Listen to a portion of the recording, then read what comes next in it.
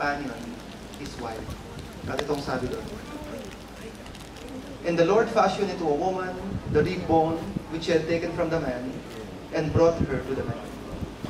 You see, Eve was specially designed and made for Adam. In the same manner, this afternoon, I do believe that, Mariel, you are specially designed and made for Pao.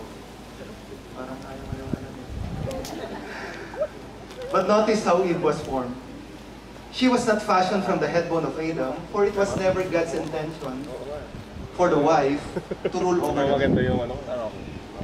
She was not fashioned from the foot bone of Adam, for it was not God's intention for the husband to step on or trample his wife underfoot.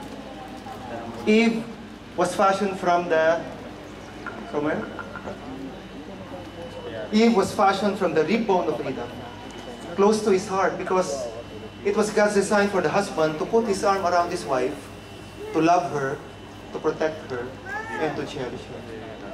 Pero Pao and Mariel, sinabi sa Biblia sa aklat ng Ecclesiastes na hindi tayo dapat mangako sa Diyos na hindi natin kayang tuparin. Hindi tayo dapat magmadali o magpadalos-dalos sa ating mga pangako at panata, sapagkat makahawakan ng Diyos ang ating pangako at panata.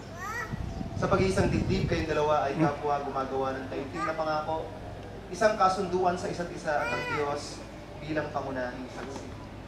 Ang pag-iisang dibdib ay isang kasunduan. Ito ay lubos na makahulugan sa mata ng Diyos.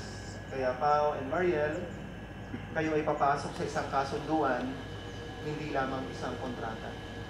But what's the difference? What's the difference between a marriage covenant and an ordinary contract?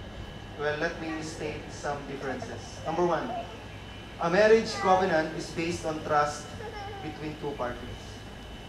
A contract is based on the very opposite, distrust. Kaya merong kontrata sapagkat walang tiwala yung isang partido sa isang partido. But in marriage, you are in a covenant, not just a contract.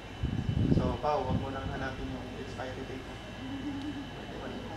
Walang expiry date sa contract because it is a covenant.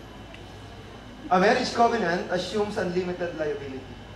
What does it mean? Well, later on in your marriage, you will understand that you cannot really return your wife or your husband to their own families before. When you assume responsibility, you will assume unlimited liability. It means that whether it is good, it is bad, Pao, about kay Mariel, you get everything.